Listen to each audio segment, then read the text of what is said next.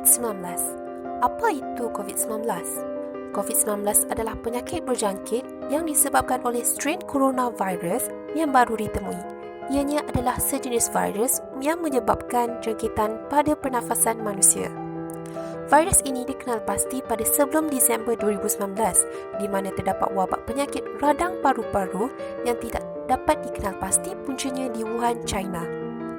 COVID-19 telah diisytiharkan sebagai pandemik COVID-19 kerana virus ini telah menular kepada seluruh negara, tidak terkecuali juga negara kita, Malaysia. Kes COVID-19 pertama di Malaysia dikesan pada 24 Januari 2020. Pertubuhan Kesihatan Sedunia (WHO) bekerja keras untuk menciptakan vaksin bagi penyakit coronavirus ini.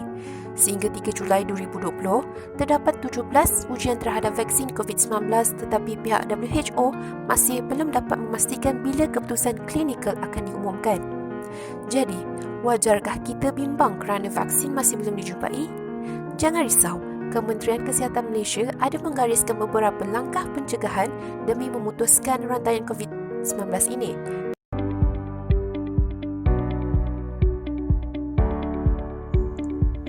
Kuarantin selama 14 hari.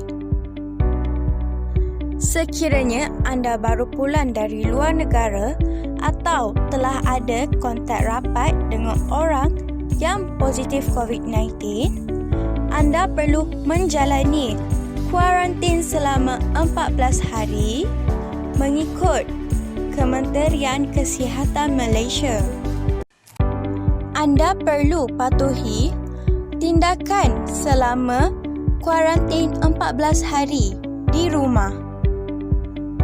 Antaranya ialah sentiasa berada di rumah dan boleh dihubungi. Seterusnya, menjaga jarak keselamatan 1 meter sekurang-kurangnya. Tutup mulut dan hidung ketika bersin dan tisu yang digunakan perlulah dibuang ke dalam tong sampah yang berikat. Selain itu, kerap membasuh tangan setiap kali memegang sesuatu benda. Basuh tangan menggunakan air dan sabun. Di samping itu, elakkan menggunakan peralatan makanan yang sama dengan isi rumah dan cuci peralatan yang digunakan menggunakan air dan sabun dengan bersih. Seterusnya, buka tingkap untuk pengudaraan yang baik. Dan jika anda bergejala, sila pakai penutup mulut dan pergi ke pusat kesihatan yang terdekat untuk mendapatkan rawatan. Seterusnya ialah memastikan tangan sentiasa bersih daripada kuman. Membasuh tangan dapat cegah penyakit dan menyebabkan jangkitan kepada orang lain kerana kelazimannya kita kerap menyentuh mata, hidung dan mulut tanpa sedar. Tangan yang tercemar akan memindahkan kuman ke saluran pernafasan melalui mata, hidung dan mulut. Kuman dari tangan yang tidak dibasuh boleh berpindah ke objek yang disentuh seperti tombol pintu, telefon bimbit, duit dan juga semasa bersalaman.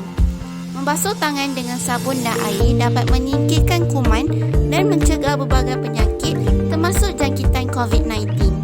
Jika sukar akses tempat membasuh tangan, anda boleh menggunakan cecair pembasmi kuman hand sanitizer. Pada pengguna pengangkutan awam, anda amat digalakkan membawa sebotol kecil hand sanitizer sebagai persediaan pencegahan kerana kita kerap menyentuh tempat dan barang yang kerap disentuh oleh orang ramai, walaupun sekarang kerap dicuci oleh kaki tangan pembersihan. Oleh itu, KKM sering menasihatkan orang ramai kerap membasuh tangan menggunakan air dan sabun sekurang-kurangnya 20 saat.